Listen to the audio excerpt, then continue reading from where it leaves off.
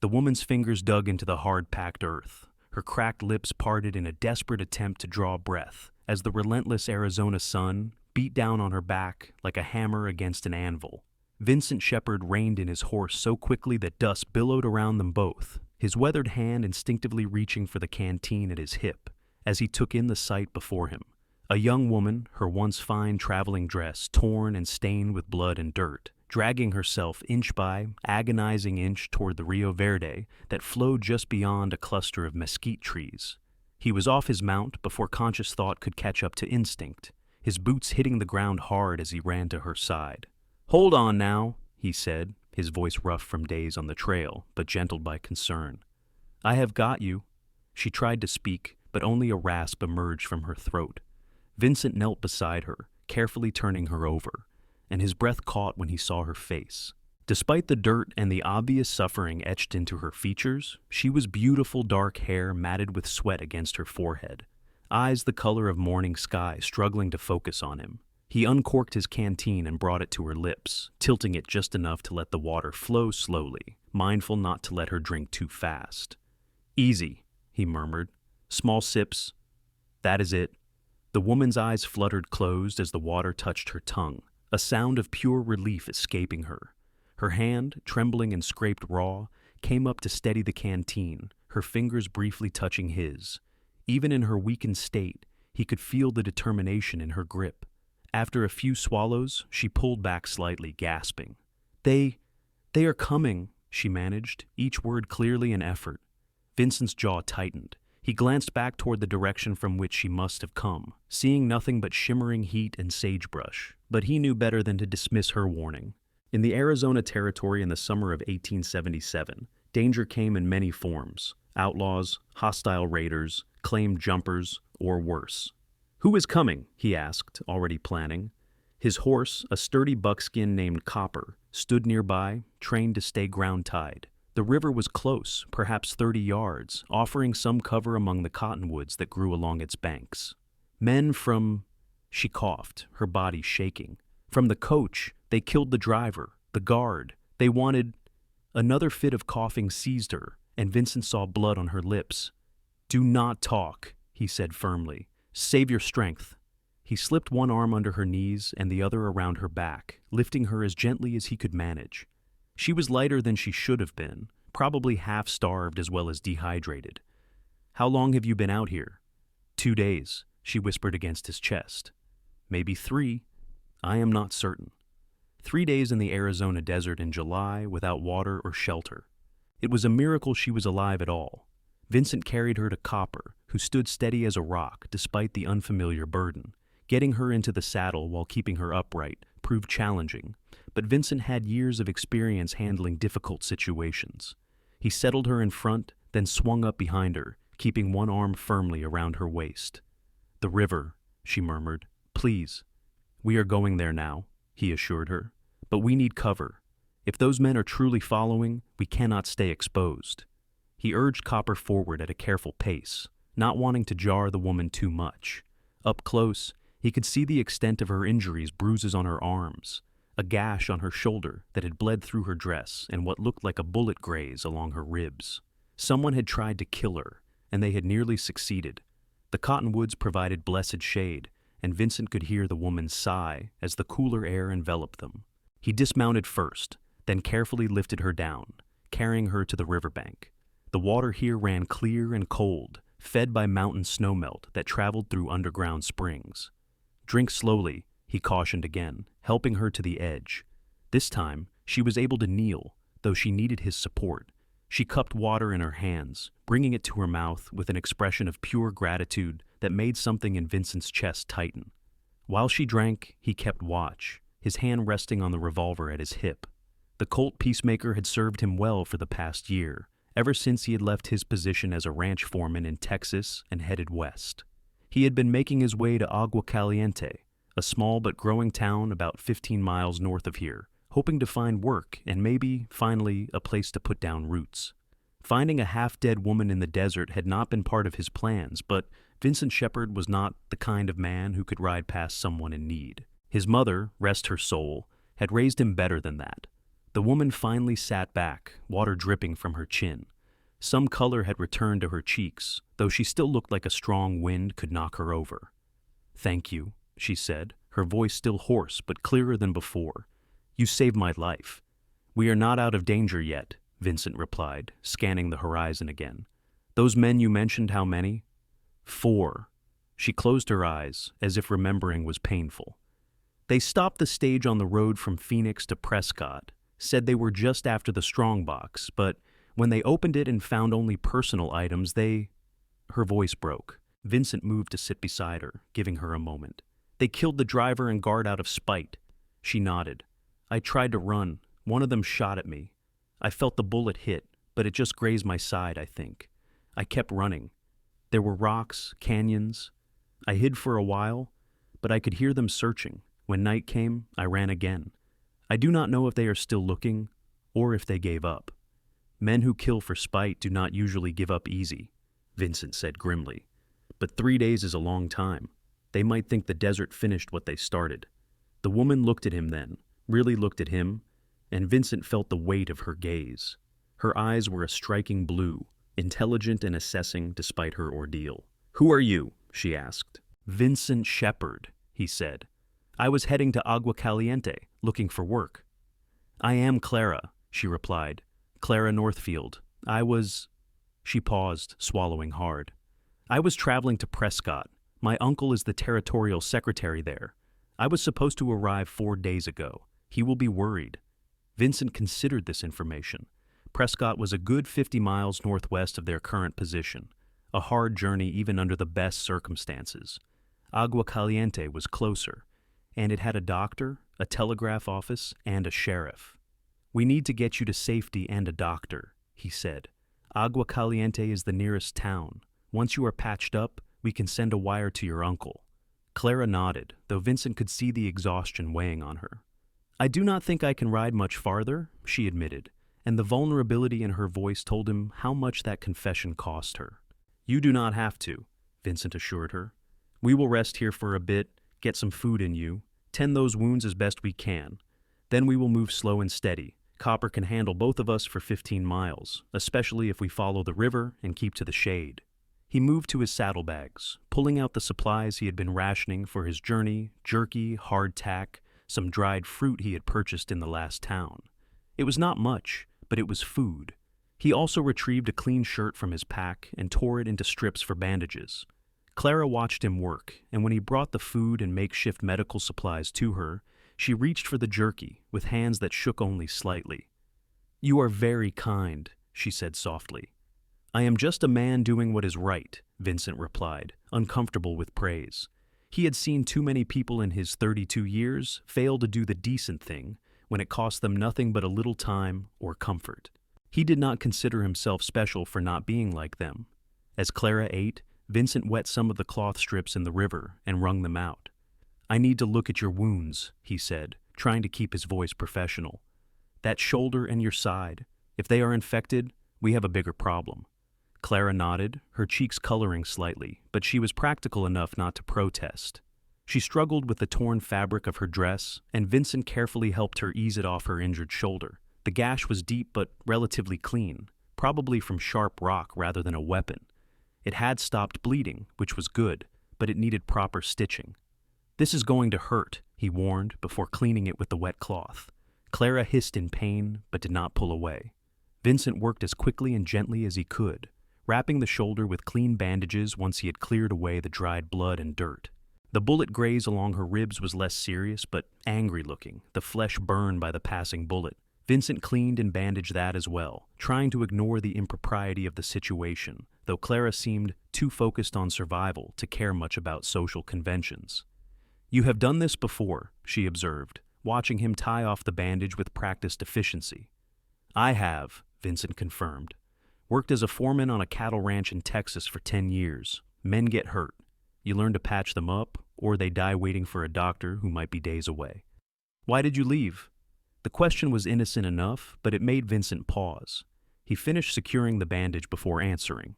"Owner died. His son took over and decided to run things his own way. I did not agree with his methods, so I moved on."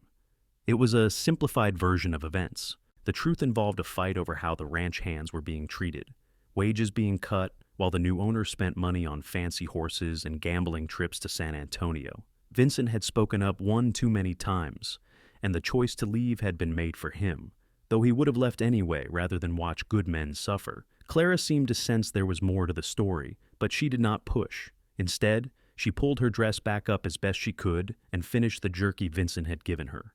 The food and water were already making a difference. She sat straighter, her eyes more alert. "How far did you say to Agua Caliente?" she asked. 15 miles following the river, maybe a bit less if we cut across some of the bends. 3 hours at an easy pace, maybe 4 with both of us on copper and stopping to rest. Clara looked up at the sun, which had passed its zenith and was beginning its descent toward the western horizon. If we leave soon, we could be there before dark. Vincent admired her practical thinking. Night in the desert brought its own dangers: mountain lions, rattlesnakes, and the very real risk of losing the trail. "That is the plan," he agreed. "But first, you need to rest a little longer. Drink more water, let that food settle." For the next half hour, they sat by the river in companionable silence. Vincent kept watch while Clara rested, leaning against a cottonwood trunk with her eyes closed. He found himself studying her when he was sure she would not notice the delicate curve of her jaw, the dark lashes against her cheeks, the way her hair, even matted and dirty, caught glints of sunlight filtering through the leaves. He shook his head at his own foolishness. The woman had just survived 3 days in hell. The last thing she needed was some cowboy getting ideas just because he happened to be the one who found her. Besides, she was the niece of a territorial secretary, educated and refined, while he was just a drifter with nothing but a horse, his gear, and what money he had saved from 10 years of hard work. "I can feel you watching me," Clara said without opening her eyes, but there was a hint of amusement in her voice. Vincent felt heat creep up his neck. "Just making sure you are still breathing," he said gruffly. "I am harder to kill than I look." Clara opened her eyes and turned her head to look at him. "Though I very nearly did die before you found me. I had decided that if I could just reach the river, drink one more time, maybe I could make it to civilization. But my strength gave out. I honestly thought those last few yards would be the end of me." "What made you run toward the river instead of the road?" Vincent asked, genuinely curious. "The road is where they would look," Clara explained. "And I knew there was water this direction. I could see the trees in the distance. It seemed like the better gamble." She smiled faintly. "Though I suppose any direction would have been terrible odds." "You survived," Vincent pointed out. "That makes it the right choice. Only because you came along. Maybe," Vincent stood, offering her his hand, "or maybe you would have made it to the river on your own, drunk your fill, and found your way to Agua Caliente eventually. You strike me as the stubborn type." Clara took his hand and let him pull her to her feet. She swayed slightly, and Vincent steadied her with a hand on her elbow. "Stubborn," she repeated, testing the word. "My uncle would agree with that assessment. He says I inherited it from my father." "Your father?" Vincent asked as he led her back to where Copper waited patiently. Clara's expression dimmed. "He died 2 years ago. Cholera outbreak in Kansas City. My mother passed when I was young, so my uncle is all the family I have left. He invited me to come west, said the climate would be good for me, that there were opportunities in the territory." "I am sorry about your father," Vincent said, and meant it. He knew what it was like to lose family. His own father had died in the war, and his mother had followed a few years later, worn down by hard work and grief. "Thank you." Clara allowed him to help her onto Copper's back, though Vincent could see the effort it cost her to hide a grimace of pain. He swung up behind her, settling her against his chest. "I am going to hold on to you to keep you steady," he said, wrapping an arm around her waist. "Tell me if I am hurting you." "You are not," Clara assured him, and Vincent felt her relax against him as they started forward at a walk. The journey to Agua Caliente was slow and careful. Vincent kept Copper to a steady pace, following the river north while keeping alert for any signs of pursuit. The afternoon heat was oppressive, but the presence of water and the occasional shade from trees made it bearable. Clara dozed against him more than once, her head resting on his shoulder, and Vincent found himself acutely aware of every breath she took, every small movement. They stopped twice to rest and water Copper, and each time Clara walked to the river on her own, determined to maintain what dignity and independence she could. Vincent respected that, staying close enough to help if she needed it, but giving her space. As the sun began to paint the sky in shades of orange and gold, the buildings of Agua Caliente came into view. It was not a large town, maybe 300 souls when everyone was counted, but it was prosperous enough, situated near hot springs that gave the town its name, and drew visitors seeking the mineral water's reputed healing properties. The main street was wider than most frontier towns boasted, lined with false-fronted buildings that housed a general store, a saloon, a hotel, a doctor's office, and various other businesses. At the far end, Vincent could see the white-painted church with its small bell tower, and beyond that, scattered houses and adobes where the residents lived. A few people stopped to stare as Vincent rode down the street with Clara held protectively in front of him. He could practically hear the gossip starting, but he did not care. He headed straight for the doctor's office, a neat building with a shingle out front that read, Dr. Samuel Brennan, Physician. Vincent dismounted and carefully lifted Clara down. She had been half asleep, but she roused at the change in motion, blinking in confusion. "Where are we?" "Agua Caliente," Vincent said. "The doctor is right here. Let us get you properly fixed up." The door opened before Vincent could knock, revealing a man in his 50s with gray-streaked hair and sharp, intelligent eyes. "I saw you coming," Dr. Brennan said without preamble. "Bring her inside." The doctor's office was clean and well-organized, smelling of carbolic acid and medicines. Vincent carried Clara to the examination table Dr. Brennan indicated, laying her down gently. Now that they were in proper light, the doctor could see the extent of her condition, and his expression grew grave. "What happened?" he asked, already moving to wash his hands in a basin. Vincent gave him a quick summary, while Clara lay still, her eyes closed. When he got to the part about the stagecoach robbery and murder, Doctor, Brennan's jaw tightened. "We need to inform Sheriff Garrett," he said. "But first, let me examine her. You can wait outside, Mr. Shepard, Vincent Shepard." He looked at Clara, reluctant to leave her. Clara opened her eyes and found his. "Go," she said softly. "I will be fine. The doctor needs to work." Reluctantly, Vincent nodded and stepped outside. The evening air was cooling rapidly, and he took a deep breath, feeling the tension in his shoulders for the first time. He had been wound tight since finding Clara, focused entirely on getting her to safety. Now that the immediate crisis had passed, exhaustion hit him like a physical weight. He led Copper to the hitching post and made sure the horse had access to the water trough before sitting on the bench outside the doctor's office. People passed by, some nodding politely, others staring with undisguised curiosity. Vincent ignored them all, his mind replaying the past few hours. Finding Clara had changed everything. He had been planning to ride into Agua Caliente, find work, maybe save up enough to buy some land and start his own small operation. Simple plans. Straightforward. Now he was tangled up in a stagecoach robbery, murder, and a woman who made his heart beat faster every time she looked at him with those clear blue eyes. He was still sitting there, lost in thought, when a tall man with a silver star pinned to his vest approached. Sheriff Tom Garrett had the weathered look of someone who had spent his life outdoors, with a full mustache and eyes that missed nothing. "You Shepard?" he asked without preamble. "I am," Vincent confirmed, standing. "Doc sent his boy to fetch me. Said you found a survivor from the stage robbery outside Phoenix. That true?" "It is." Vincent recounted the story again, adding every detail he could remember about what Clara had told him. Sheriff Garrett listened intently, occasionally asking clarifying questions. "4 men," the sheriff repeated when Vincent finished. "She give you any descriptions?" "She was not in much condition to talk about it," Vincent said.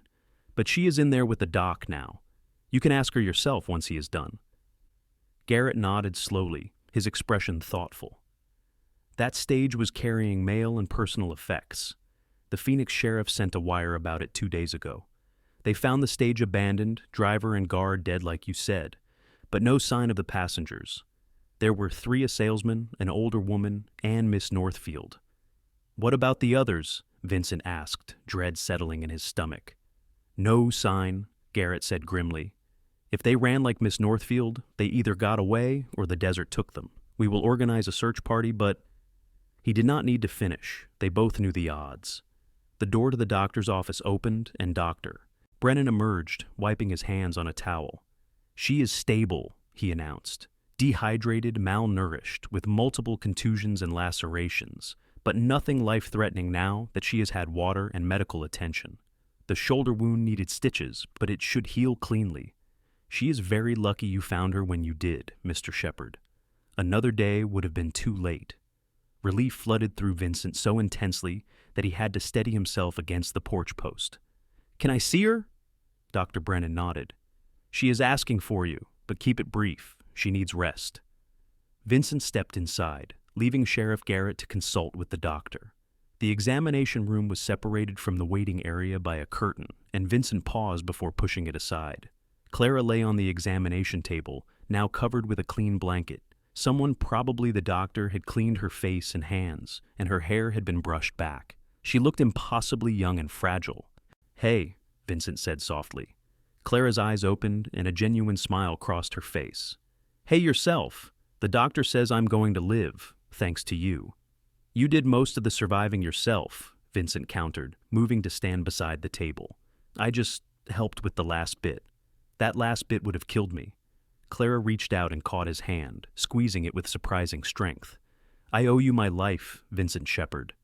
The use of his full name, spoken in her precise Eastern accent, made something warm unfurl in Vincent's chest. He squeezed her hand back, then reluctantly released it. "You do not owe me anything. I am just glad I came along when I did. The sheriff is going to want to talk to me, is he not?" "He is outside now, but it can wait until tomorrow. Doc says you need rest." Clara nodded, her eyes already drooping. "There is a hotel in town?" "There is. I will make sure you get a room." "Will you stay?" The question was quiet, almost tentative. "In town, I mean, at least for a little while." Vincent had not given much thought to his plans since finding Clara, but the answer came easily. "I will stay." Satisfied, Clara let her eyes close. Within moments, her breathing had evened out into sleep. Vincent stood there for a long moment, watching her, before finally making himself leave. Outside, Sheriff Garrett was still talking with Dr. Brennan. "She is asleep," Vincent reported. "Maybe you can talk to her tomorrow." Garrett agreed. "I will come by in the morning. In the meantime, I am putting the word out about those 4 men. If they are still in the territory, someone will have seen them." Vincent helped the doctor move Clara to a small recovery room Dr. Brennan kept for patients who needed overnight care, then made arrangements for copper at the livery and got himself a room at the Territorial Hotel. The proprietor, a friendly woman named Mrs. Chen, who had come from California during the gold rush years, took one look at Vincent's exhausted face and promised to send up hot water for a bath and a hot meal. Both arrived within the hour, and Vincent had never been more grateful for simple comforts. He scrubbed away days of trail dust, changed into his other set of clothes, only marginally cleaner than what he had been wearing, and devoured a plate of roast beef, potatoes, and vegetables that Mrs. Chen's daughter brought up. Clean, fed, and finally allowing himself to relax, Vincent lay on the bed and stared at the ceiling. His mind kept returning to Clara, the way she had looked crawling across the desert, the sound of her voice when she said his name, the trust in her eyes when he had carried her to the doctor. He barely knew her, but already he could not imagine riding out of Agua Caliente and leaving her behind. That thought should have alarmed him. Vincent had always been careful not to put down roots too deep, not to care too much about any one place or person. His life had taught him that everything could be taken away: family, home, work. But something about Clara Northfield had slipped past his defenses in the space of a few hours. He fell asleep, still thinking about her. Morning came with bright sunlight streaming through the hotel window. Vincent rose, dressed, and headed down to the dining room where Mrs. Chen served breakfast to hotel guests and anyone else willing to pay for a meal. He was working his way through eggs and bacon when Sheriff Garrett appeared. "Miss Northfield is awake and feeling better," Garrett announced. "Doc says she is up to talking if you want to come along." Vincent was on his feet immediately, tossing coins on the table to cover his meal. They walked together to the doctor's office, where they found Clara sitting up in bed, wearing a clean nightgown that was several sizes too large, probably borrowed from the doctor's wife. Her color was much better, and though she still looked tired, the desperate edge of suffering was gone from her face. "Miss Northfield," Sheriff Garrett said, removing his hat. "I am Sheriff Tom Garrett. I need to ask you some questions about what happened, if you are up to it." "Of course," Clara agreed. Her eyes found Vincent's, and some of the tension left her shoulders when he gave her an encouraging nod. For the next half hour, Clara recounted everything she could remember about the attack. The four men had been well armed and seemed to know the stage's schedule. They had shot the driver before the coach even stopped completely, and when the guard tried to fight back, they killed him too. The leader, Clara described, was tall with a distinctive scar running from his left eye to his jaw. Another had red hair and was missing 2 fingers on his right hand. "They were angry about the strongbox," Clara explained. "They kept saying someone had told them there would be payroll money, but there was only personal effects and mail. The leader said," she swallowed hard, "he said since they came all this way, they might as well get something out of it. That is when they started looking at us." Vincent's hands clenched into fists. He could imagine all too well what those men had intended. "I ran," Clara continued, her voice steady despite the subject matter. "The older woman, Mrs. Perry, she tried to run too, but she was not fast enough. I heard her scream. The salesman, Mr. Dawson, he tried to fight them.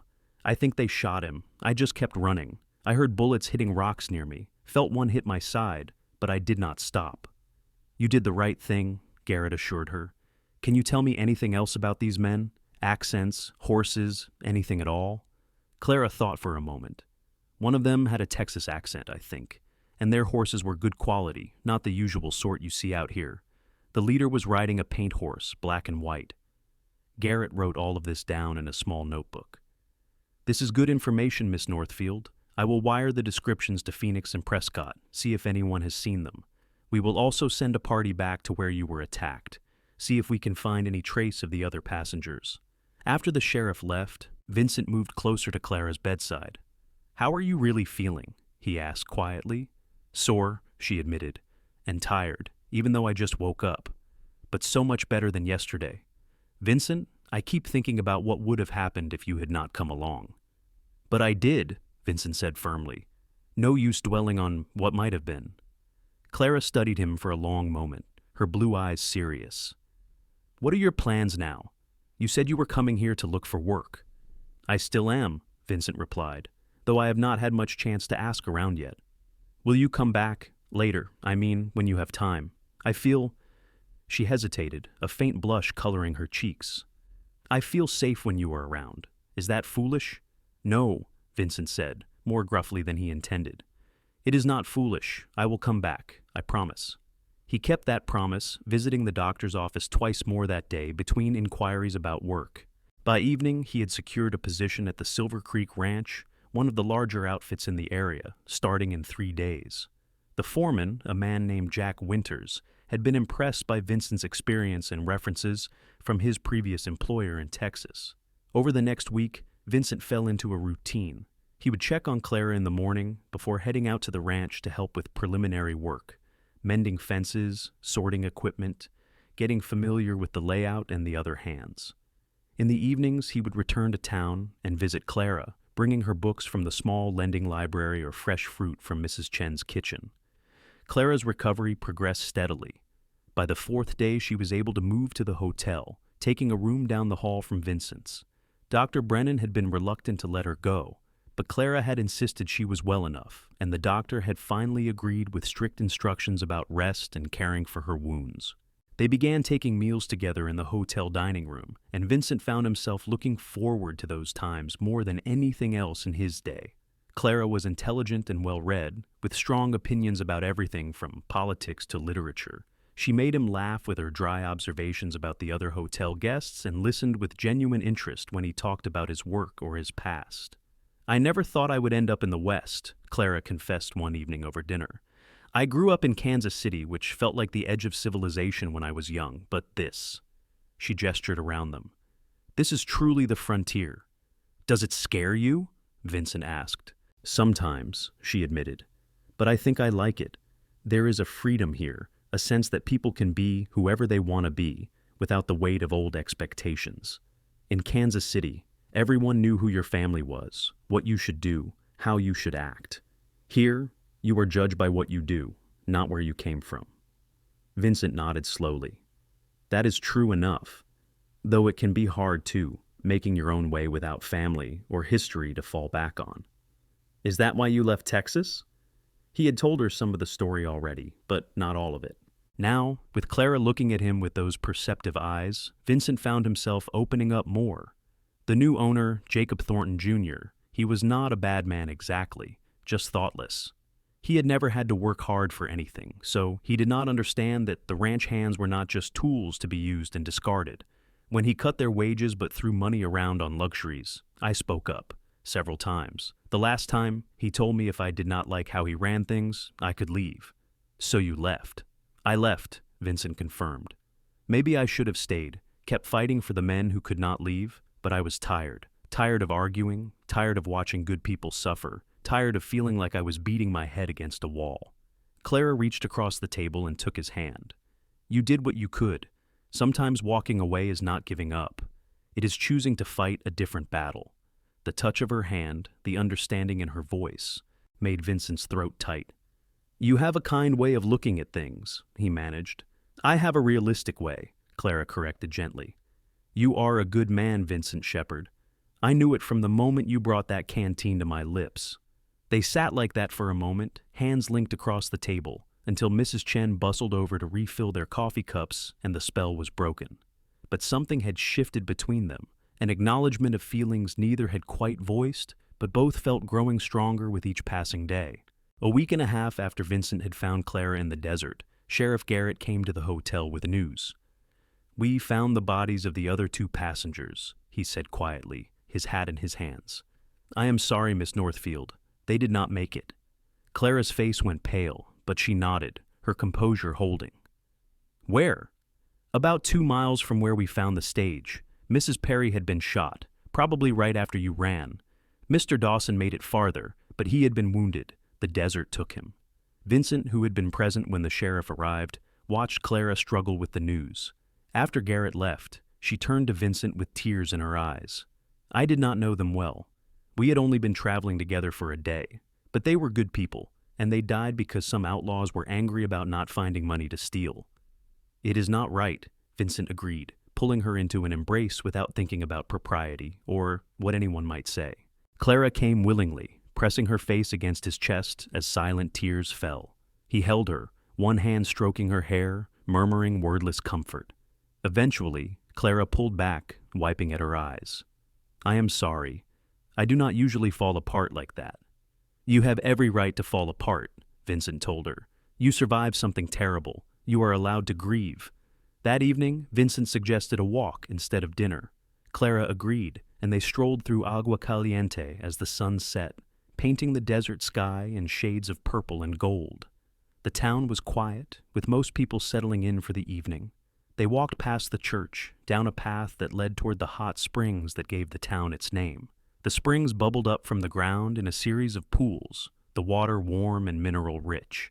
Steam rose into the cooling air, and the smell of sulfur was strong but not unpleasant. Local residents believed the waters had healing properties, and people came from miles around to bathe in them. Vincent and Clara sat on a rock outcropping, overlooking the main pool, watching the last light fade from the sky. When I was crawling across that desert, Clara said quietly, I kept thinking about all the things I would never get to do, places I would never see, a family I would never have. It is strange how facing death makes you realize what you want from life. What do you want? Vincent asked, though he was not sure he should. Clara turned to look at him, her face serious in the gathering darkness. I want to stay here, in Agua Caliente. I sent a wire to my uncle, told him what happened and that I am safe. He wants me to come to Prescott, to live with him, but... She took a breath. I do not want to live as someone's dependent. I want to make my own way. The doctor mentioned that the school teacher is leaving at the end of the month, getting married and moving to California. I have education. I could teach. Vincent felt hope and fear warring in his chest. That is a fine plan, he said carefully. And I want... Clara hesitated, then seemed to gather her courage. I want to see where this goes, between us. I know we have not known each other long, and maybe I am being foolish. But Vincent, when I am with you, I feel alive in a way I never have before. Is that just because you saved my life, or is it something more? I do not know, but I want the chance to find out. For a moment, Vincent could not speak. Then he reached out and cupped Clara's face in his hands, his thumbs brushing her cheeks. "I have been feeling the same way," he admitted. "Every day, I find myself looking for excuses to see you. When I'm at the ranch, I am counting hours until I can come back to town. You are all I think about, Clara. But I did not want to presume, did not want you to feel obligated because I helped you." "You do not presume," Clara said softly. "And I do not feel obligated. I feel," she smiled, "I feel like maybe crawling across that desert was not just about surviving. Maybe it was about getting to you." Vincent kissed her then, softly at first, a question and a promise. Clara answered by kissing him back, her arms coming up to wrap around his neck. The kiss deepened, and Vincent felt like he was falling, but this time he did not mind because Clara was falling with him. When they finally pulled apart, both were breathless. Vincent rested his forehead against Clara's, a grin spreading across his face. "I guess this means you are staying in Agua Caliente." "I guess it does," Clara agreed, laughing softly. The next few weeks passed in a blur of work and stolen moments together. Vincent threw himself into his duties at the Silver Creek Ranch, earning the respect of the other hands with his skill and work ethic. Foreman Jack Winters took note, giving Vincent more responsibility and better pay than most new hires received. Clara, true to her word, applied for the teaching position and was hired immediately. The town council was thrilled to have someone with her education and background. She would start when the fall term began in September, giving her time to fully recover and prepare. With both of them working and building their lives in Agua Caliente, they had to steal time to be together. Vincent would ride into town when he could, sometimes taking Clara on evening rides through the desert she had nearly died in, but was learning to appreciate. Other times, they would simply sit on the hotel porch and talk for hours about everything and nothing. The town naturally noticed. Mrs. Chen was delighted, declaring that she knew from the moment she saw them together that they were destined for each other. Dr. Brennan approved, telling Vincent privately that Clara needed someone solid and dependable in her life. Even Sheriff Garrett, not normally given to sentiment, remarked that it was nice to see something good come out of tragedy. August turned to September, and Clara began teaching. She loved it immediately, despite the challenges of a one-room schoolhouse with students ranging from 6 to 16 years old. Vincent would sometimes stop by after school let out, leaning against the doorframe and watching Clara clean slates or organize books, a small smile playing at his lips. "What?" Clara would ask, catching him watching. "Nothing," Vincent would reply. "Just admiring the view." It became a routine, comfortable and domestic in a way that made Vincent's chest ache with longing for more. But he was patient. Clara had been through an ordeal, and she was building a new life. The last thing he wanted was to rush her into anything. Still, as October arrived and the desert heat finally began to ease, Vincent found himself thinking more and more about the future, about asking Clara to marry him, about building a home together, starting a family. The wants were so strong they kept him awake at night. He mentioned it to Jack Winters one day while they were mending fence on the far reaches of the ranch. The foreman listened, then chuckled. "Son, if you are waiting for the perfect moment, it will never come. Life does not work that way." "You love her?" "More than I thought possible," Vincent admitted. "She love you?" "I believe so." "Then ask her." Jack hammered a post into place with more force than necessary. "Worst she can say is no or not yet. Best case, you get to marry a woman who clearly thinks the sun rises and sets with you. Seems like a gamble worth taking." Vincent took the advice to heart. That evening, instead of riding back to town, he stopped by the general store and spent a good portion of his saved wages on a gold ring with a small sapphire, the closest thing to Clara's eye color he could find. The proprietor, Mr. Hoskins, wrapped it carefully and wished Vincent luck with a knowing smile. The next day was Saturday, Clara's day off from teaching. Vincent had arranged to take the day off as well, telling Jack he had important business in town. Now, as he prepared for what he was about to do, nervousness made his hands unsteady as he saddled Copper. He met Clara at the hotel as planned, and together they rode out to a spot he had discovered, a small canyon with a natural pool of clear water, surrounded by red rocks and desert willows. It was beautiful and private, a place that felt like it existed outside the normal world. They spread a blanket and shared the picnic lunch Mrs. Chen had prepared, Clara talked about her students, about the lesson plans she was developing, about how much she loved teaching. Vincent listened, memorizing the animation in her face, the way her hands moved as she talked. When lunch was finished and they were lying on the blanket watching clouds drift across the impossibly blue sky, Vincent turned on his side to face Clara. "I need to tell you something," he said. Clara rolled to face him, her expression curious. "That sounds serious." "It is." Vincent took a breath, gathering his courage. 4 months ago, I rode into this territory with no real plans beyond finding work and maybe a place to settle. I was not looking for anything permanent. I had convinced myself that I was better off alone, that caring too much just led to pain. Clara's hand found his, their fingers intertwining. And now I cannot imagine my life without you in it," Vincent said simply. "You are the first thing I think about when I wake up, and the last thing on my mind before I sleep. When I'm at the ranch, I am just marking time until I can see you again. You make me want things I had stopped letting myself want: a home, a family, a future." Tears were gathering in Clara's eyes, but she was smiling. "Vincent," he pushed himself up and reached into his pocket, pulling out the small wrapped package. "I know we have not known each other long by most people's standards, but I also know that sometimes life does not give you the luxury of time. You taught me that, Clara. When you were crawling across that desert, when every moment might have been your last, you kept fighting because you wanted more from life. Well, I want more too. I want you, every day for the rest of my life." Vincent unwrapped the ring and held it out. "Clara Northfield, will you marry me?" For a moment, Clara just stared at the ring, at Vincent, tears now flowing freely down her cheeks. Then she launched herself at him, nearly knocking him over, her arms around his neck as she kissed him fiercely. "Yes," she said against his lips. "Yes, yes, yes." Vincent laughed, relief and joy flooding through him as he pulled back enough to slip the ring on her finger. It fit perfectly, the sapphire catching the sunlight. Clara held her hand up, admiring it through her tears. "It is beautiful," she whispered. "You are beautiful," Vincent countered, pulling her close again. They spent the rest of the afternoon at the pool, making plans and dreaming out loud. They decided on a November wedding, giving them time to prepare, but not waiting too long. Clara wanted to be married in the small church in Agua Caliente, with a simple ceremony and a celebration afterward at the hotel.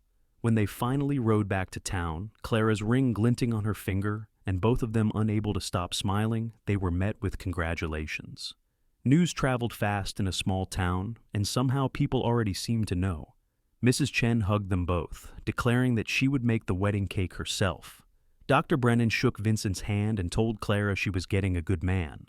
Even the usually taciturn Sheriff Garrett cracked a smile and offered his congratulations. The next few weeks were a whirlwind of preparation. Clara continued teaching, but her evenings were filled with planning. Vincent worked at the ranch but spent every spare moment in town, helping with arrangements or simply wanting to be near his fiancée. They received a telegram from Clara's uncle, expressing surprise but offering his blessing and regrets that the distance made attending impossible. Clara wrote him a long letter in return, describing Vincent and their plans, assuring her uncle that she was happy and safe.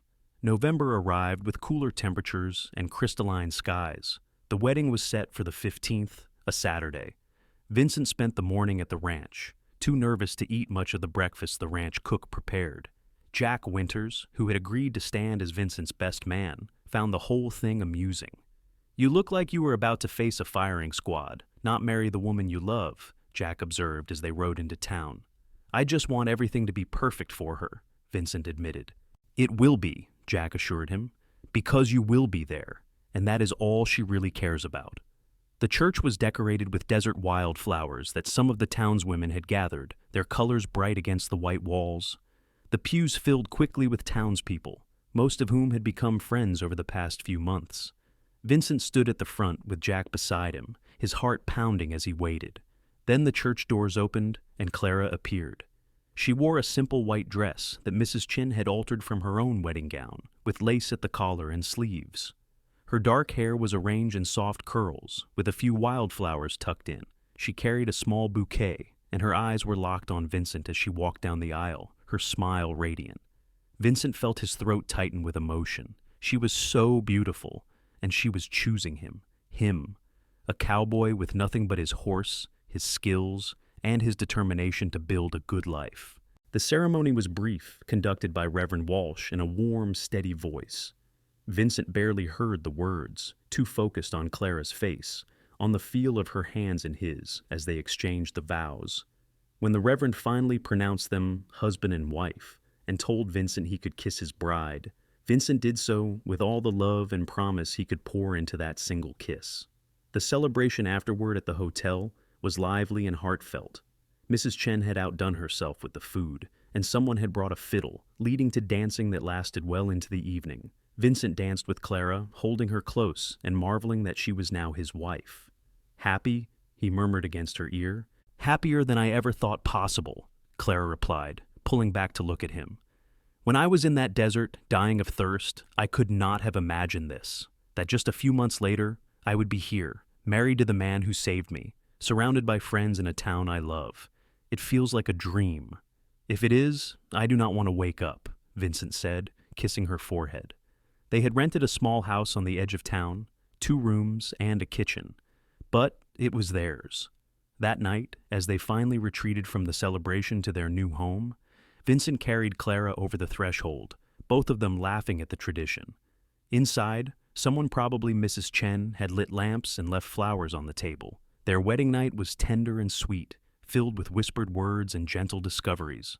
Vincent had never felt closer to another human being than he did to Clara in those hours, their bodies and hearts joining in a way that felt sacred.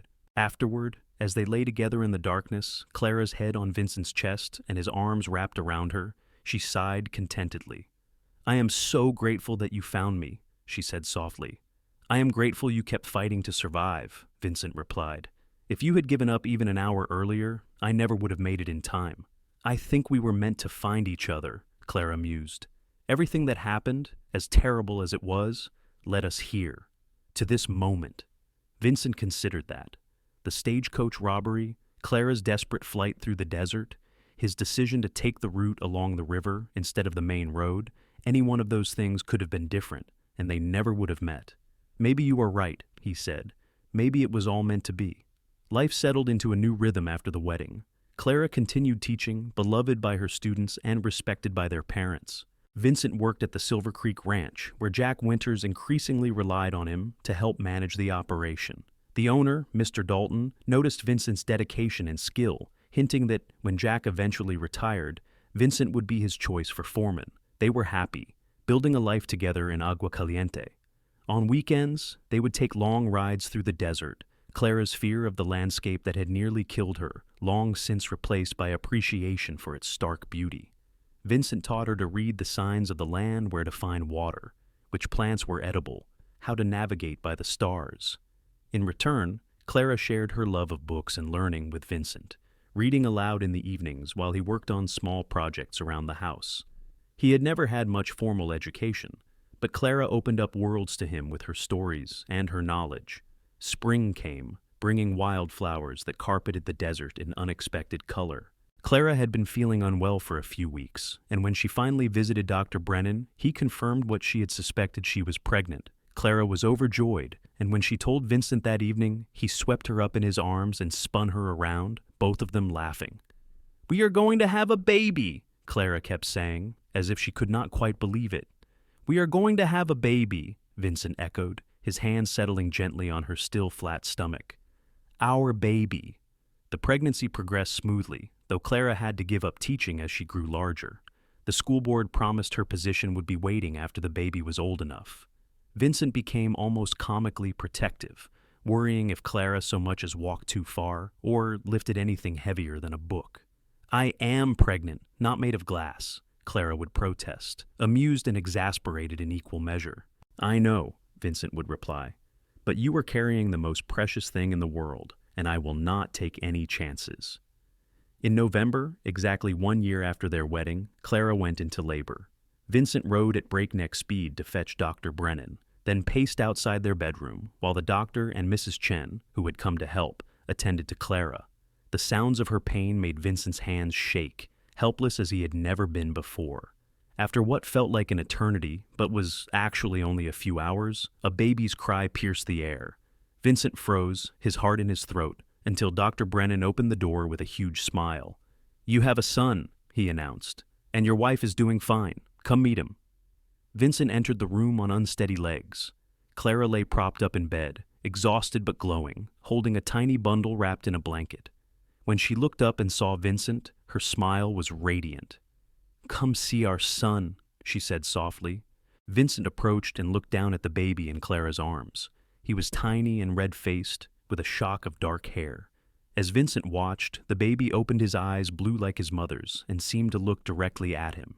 In that moment, Vincent felt his heart expand in a way he had not known was possible. "He is perfect," Vincent breathed, reaching out to touch the baby's impossibly small hand. Tiny fingers wrapped around his thumb with surprising strength. "What should we name him?" They had discussed names but had not made a final decision. Now, Clara looked down at their son and said, "Samuel, after the doctor who helped save my life. Samuel Vincent Shepard." "Samuel," Vincent repeated, tasting the name. "I like it. Hello, Samuel. I am your father, and I promise I will always keep you and your mother safe." Parenthood was harder than either of them had anticipated, but more rewarding than they could have imagined. Samuel was a good baby, quick to smile and curious about everything. Vincent would spend hours just watching him, marveling at every new development the first time he rolled over, the first tooth, the first word which was, to Clara's delight, "Mama." Vincent had never known he could love someone so fiercely and instantly. Between Clara and Samuel, he felt his life was complete in a way he had never dared hope for. As Samuel grew into a toddler, Vincent's position at the ranch continued to improve. When Jack Winters finally retired to live with his daughter in California, Vincent was promoted to foreman with a substantial increase in pay. It was enough for Vincent to start seriously considering buying land of his own. Clara returned to teaching when Samuel was 2, bringing him to the schoolhouse with her, where he would play quietly while she taught.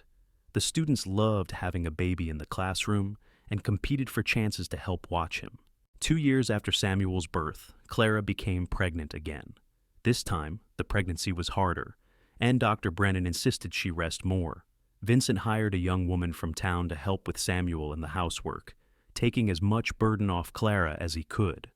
Their daughter was born in the spring, a tiny thing with Clara's dark hair and what would eventually become Vincent's green eyes.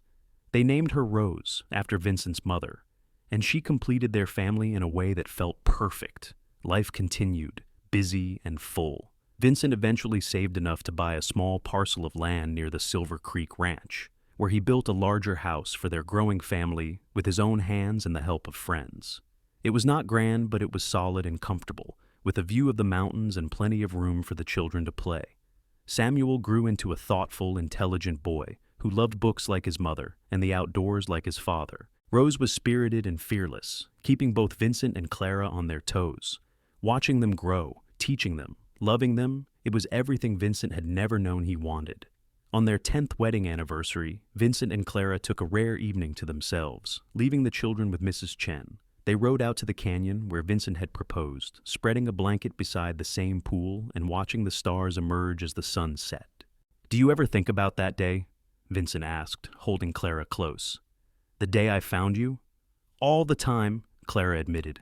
"Not the terror or the pain, but the moment when you brought that canteen to my lips and I knew I was going to live, that everything was going to be okay." "I think about it too," Vincent said. "How easily I could have taken a different route, how close I came to never meeting you." Clara turned in his arms to face him. "But you did not. You came exactly when you were meant to. And look at everything we have built our children, our home, our life here. It is more than I ever dreamed of." "Me too," Vincent agreed, kissing her softly. "You know, I never thanked you." "Thanked me? For what?" "For fighting to survive, for crawling across that desert when you could have just given up, for being stubborn enough to keep going even when it seemed hopeless. If you had given up, I would have lost the greatest thing that ever happened to me before I ever found it." Tears glimmered in Clara's eyes. "I fought because I was not ready to die. I did not know what I was fighting for, not really. But I knew there had to be more, and there was. There was you, and Samuel, and Rose, and all of this.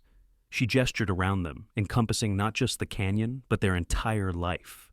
It was worth every painful step. They sat in comfortable silence for a while, watching the stars.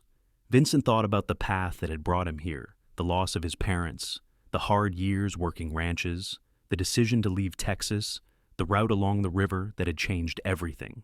Every choice, every hardship had led him to Clara. "What are you thinking about?" Clara asked, sensing his reflective mood. "Just that I am a very lucky man," Vincent replied. "I found the love of my life crawling across the desert, brought water to her lips, and somehow convinced her to marry me. Everything else, the house, the children, the life we have built, it is all because of that moment. We built it together," Clara corrected gently. "I may have been crawling toward the river, and you may have brought me water, but everything that came after we created together. That is what makes it special." Vincent pulled her closer, knowing she was right. They had both been lost in their own ways when they met Clara, literally dying in the desert, Vincent drifting without purpose or connection. They had saved each other, really, even if it had not seemed that way at the time. As the years passed, their life in Agua Caliente deepened and became richer. Samuel grew into a young man with plans to study law, inspired by his mother's love of learning and his father's sense of justice. Rose declared her intention to become a doctor, like Dr. Brennan, who was delighted by the idea and began teaching her everything he knew.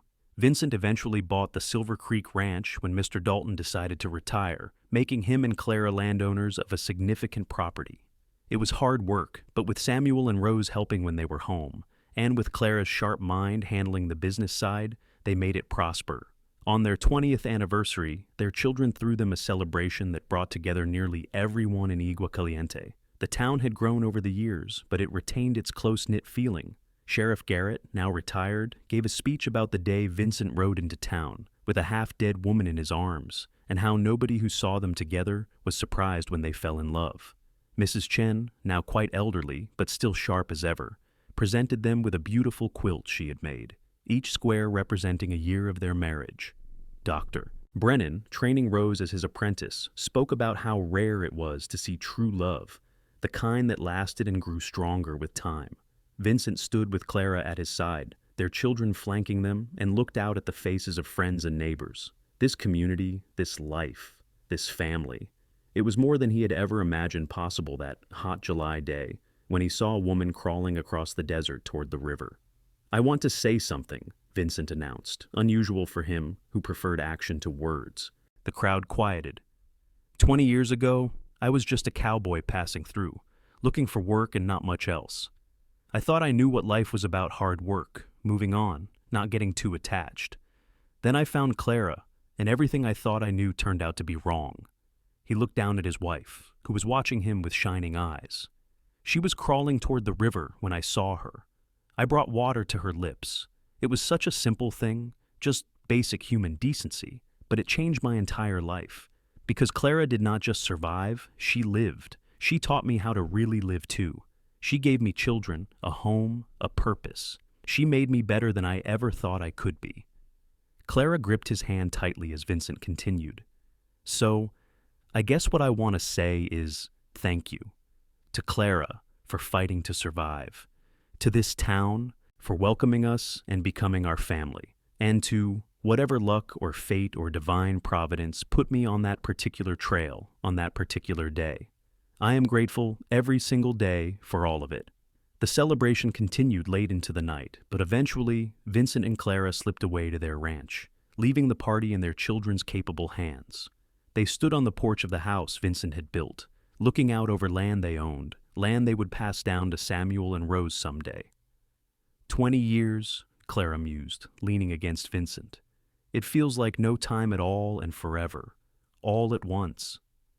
"I know what you mean," Vincent agreed. He could still remember with perfect clarity the moment he had first seen her, the desperation in her movements as she dragged herself across the hard ground.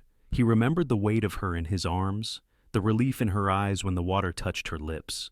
And he remembered, with even greater clarity, the moment he realized he was falling in love with her. "Do you have any regrets?" Clara asked. "Not a single one," Vincent replied without hesitation. "You?" "Only that I did not get more years with you," Clara said. "If we are lucky, we have 20 or 30 more. It does not seem like enough."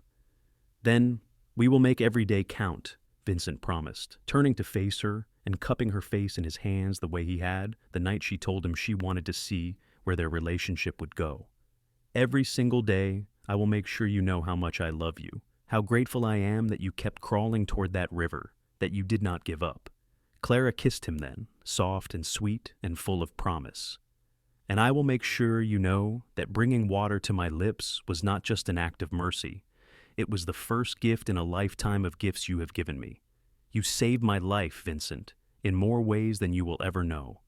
They stood together on the porch as the stars came out, the same stars that had guided Vincent across the desert all those years ago, the same stars that had looked down on Clara as she fought for survival. The night air was cool and carried the scent of sage and mesquite, familiar and comforting. Inside the house, the lamp Clara had left burning cast a warm glow through the windows. This house, this home, was filled with memories. Children's laughter, family dinners, quiet evenings by the fire, all the small moments that added up to a life well lived. "Come on," Clara said, taking Vincent's hand. "Let us go inside. Tomorrow is another day, and we have work to do." "We do," Vincent agreed, following her into the house. But as he closed the door behind them, he took one last look at the desert stretching out beyond their land, silvered by moonlight. Somewhere out there was the spot where he had found Clara, where their story had really begun. He sent a silent thank you out into the night for the timing that had put him on that path, for the instinct that had made him look, for the stubbornness that had kept Clara alive long enough to be found. Then he closed the door and joined his wife inside, ready to face whatever tomorrow would bring together, as they had faced every day for the past 20 years. The years continued to pass, marked by seasons and celebrations, by challenges met and overcome. Samuel went off to study law in San Francisco, eventually returning to Agua Caliente to set up a practice that served the growing region. Rose completed her apprenticeship with Dr. Brennan and took over his practice when he passed away peacefully in his sleep at the age of 78. Both children married Samuel to a teacher from Denver named Elizabeth, Rose to a rancher's son named Thomas Grant. They gave Vincent and Clara grandchildren, 4 in total, who filled the ranch house with noise and energy and endless joy.